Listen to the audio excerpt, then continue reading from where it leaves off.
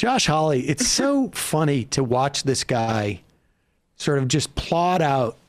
This is like, you ever watch like a show or a movie in particular, or, even a play where the bones stick out of it, where you can see that somebody read,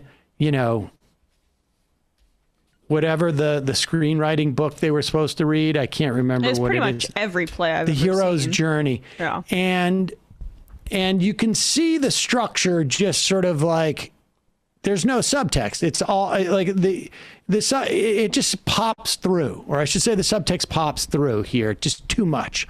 Like, here's where the protagonist gets advised by someone who can tell them how to go about their journey. Josh Hawley's political career feels like this to me. It's like, you can just see he's ticking off a box. Oh, I've done my populist thing now. Now I've got to do I've got to get the incels and the... This is all after his Ivy League thing, we should point out. Exactly. Here is Josh Hawley. And remember, he's been on his sort of like, you can't be bringing the authoritarian powers of the state down on people protesting school board meetings. Here he is at the National Conservatism Conference in Orlando with this brilliant insight. We'd be surprised that after years of being told that they are the problem, that their manhood is the problem, more and more men are withdrawing into the enclave of idleness and pornography and video games. I found the comment by one young man to a Wall Street Journal reporter particularly evocative and particularly heartbreaking. He said, "I'm sort of waiting for a light to come on so I can figure out what to do next."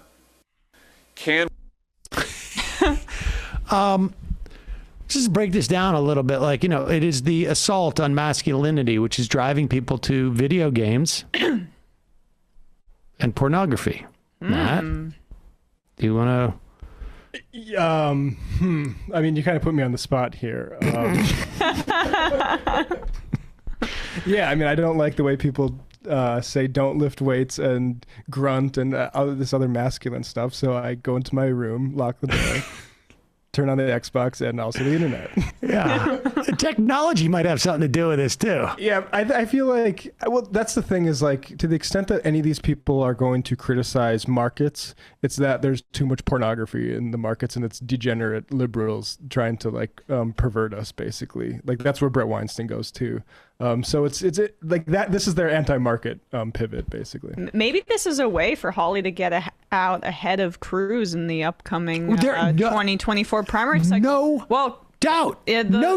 Ted Cruz, famous porn watcher. So this is why Hawley's able to nail him on this. No pun intended. You got to be able to get the Christian right in the Republican Party. Otherwise, you will have no chance. And Donald Trump did this by bringing on the biggest theocrat in the country, Mike Pence, and having Mike Pence vouch for him and basically saying he is an agent of God. He's not necessarily the guy you like, but he's going to be the guy who's going to deliver it for us. And in many respects, he did. We're going to see today. There's oral arguments about Roe v. Wade happening out of the context of Texas. This is what's going on. And to the extent that there's a crisis in sort of a search for meaning in young men, I don't think it's sort of what they're going to I guess, sort of release themselves from that. It's that, like, life doesn't have meaning because, like, you have to work for a capitalist and, your wages are stagnant, and probably things like that lead to these sorts of substance or media abuse. Addictive behaviors, like the internet and social media, I guess, and pornography to an extent have addictive qualities to them. But we were talking before the show about Ben Shapiro. He had a book on pornography from 2016. And this is the same shit over and over. Yeah. It's moral panic, 1950s, 1960s, 1970s, 1980s, 1990s. Like, it's been the same playbook every time, and they just update the software a little bit every 5 or 10 years in order to make it a bit more relevant, applicable to the current times. But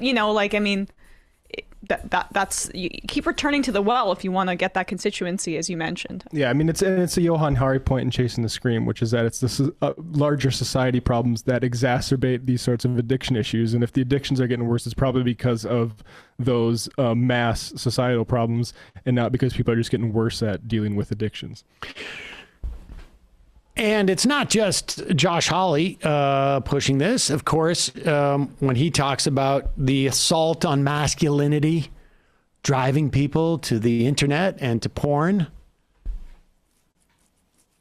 all of the sort of the rise in transphobia we're seeing is basically rushing in to fill the vacuum of that was created when the Supreme Court validated same-sex marriage and took that issue off the playing field.